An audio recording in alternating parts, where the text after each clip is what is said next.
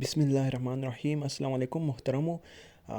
جواب نشته د رشیا، جواب نشته د چاینا. دا کم گیم روان دی، اول دا کم وبا راغله په چاینا کې، دا راوچته شوه په چاینا نه کې، مطلب هغې خپل اثر رسوخ سټارټ کړو، هغې نه پس هغه په دنیا کې پیلاو شوه. خو په دغه دوران کې رشیا چې کم گیم وکړو، هغې نه پس چاینا جواب نشته چې په هسټري کې به دا خبره لیکلی شي چې چاینا په دغه حالاتو کې چې کله د کروډ آیل قیمت په امریکا کې د منفي ته راغلی دی، هغې کې دوی 1 کروڑ بیرل کروډ آیل اخیستل شروع کړو.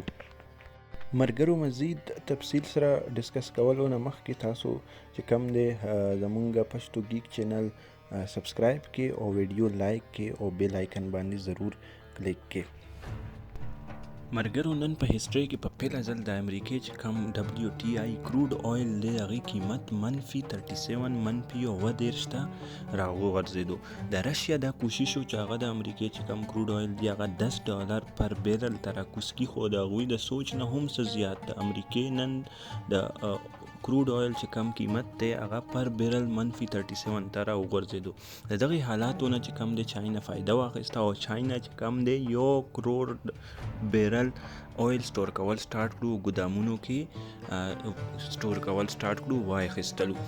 مرګرو اوس د دغې حالاتو نه پاکستان ته څنګه فایده ملاو شي؟ پاکستان ته خو یو فایده دا ملاویږي چې اول نه پاکستان معاشي صورتحال ډیر خراب و، نو عوام ته به لږ شان ریلیف ملاو شي. که عمران خان غواړي نو د پټرول ډیزل وغیره چې هغه 50 روپۍ ته هم راولي، نو حکومت ته ښه زبردسته ګټه په دې کې ملاوېدی شي.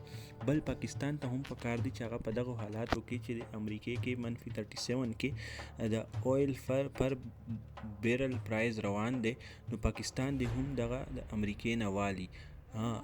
که بیا پاکستان د عربو سره دغه ډیل وکړي چې کم قیمت باندې هغوی نه علي، نو دغه قیمت باندې د عربو سره ډیل وکړي چې عربو ته هم فایده وي، پاکستان ته هم، ځکه چې عرب خو لاړ وخت تباه شو. عرب خو را روان وخت کې څوک تپوس هم نه کوي، ځکه چې رشیا چې کم دی هلته کې خپل مارکیټ خپل پروډکشن هغه آیل چې کم هغه $10 ته راوستو، نو د سعودي د اوپیک چې کم آیل تیل دی هغه څوک په 18.5 او په $18 باندې د هغوی نه پر بیرل څوک هم نه علي. دغه چې کم گیم دی دا ټول په دنیا کې روان دی، او په دې کې اوس پاکستان ته پکار دی چې هغه د دې نه فایده والي، او چې کم پاکستان کې پرایویټ کمپنیز دی هغوی ته د لایسنس ایشو کړلی شي، او په شفاف لحاظ سره دی هغوی ته د تیل سټور کېدو اجازت ورکړلی شي. بله فایده به دا وشي چې ایرلاین ټکټونه به ارزان شي، اوبر، کریم، ټیکسي وغیره کرایې به کمې شي، ترانسپورټ چې کم کرایې ده هغه به کمه شي. نو دا فایدې به د دغه آیل کرایسس چې کم په امریکا کې کم WTI کروډ آیل کرایسس دی، د دې د وجې به دا فایدې پاکستان ته ملاو شي، او پاکستان معاشي صورتحال به انشاءالله مزید بهتر شي. خو مرګرو دلته کې چې کم گیم دی که تاسو وګورئ، اوس په دغه ټول صورتحال کې چې یو سیټ ته امریکې کم کروډ آیل دی هغه څوک علي نه، ایون امریکا خلکو ته پیسې ورکوي چې تاسو زمونږ نه دا تیل والي. دغه ټول صورتحال کې چاینا څه گیم روان کړی، چاینا څه پلان دی چې هغوی د عرب ممالک سره رابطه وکړه، هغوی ته یې دا وویل چې تاسو دا تیل چې کم دی دا د ډالر نه ختم کړي، مطلب تاسو دا تیل چې کم دا په یوان کې چې کم د چاینا کرنسي ده په هغې کې اخیستل او خرڅول سټارټ کړي.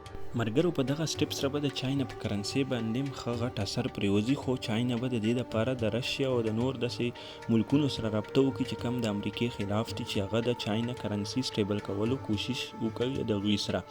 مرګرو په دغه حالات کې که سعودي عرب او عرب ممالک په یوان کې اخیستل خرڅول د آیل سټارټ کړو د تیلو، نو په دغې وخت نه به چې کم دی د امریکې د تباهۍ وخت سټارټ شي، او هغه پیشنګویي چې کم سبا پوره کېدی هغه به د نن نه سټارټ شي.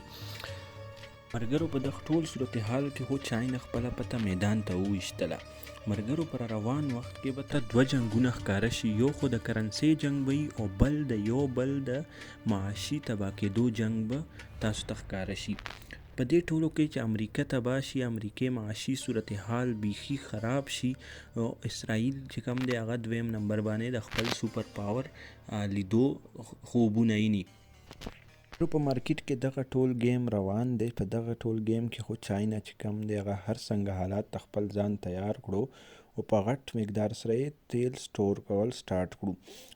د ایشیا نور ممالک ته هم پکار دي، خاص کر پاکستان ته چې هغه هم تیل والي، ځکه چې په فیوچر کې په مستقبل کې هر څنګه وخت راتلی شي جنګونه هم سټارټ کېدی شي چې په کم کې د اویل کم ټینکري هغه سټاپ کېدی شي او په دغو حالاتو کې د اویل شارټیج راتلی شي. ملګرو دغه شان دلچسپ ویډیوز دپاره تاسو زمونږ چینل پښتو گیک چینل سبسکرائب کې، ویډیو لائک کې اور بیل آئکن باندې ضرور کلک کې. مهرباني.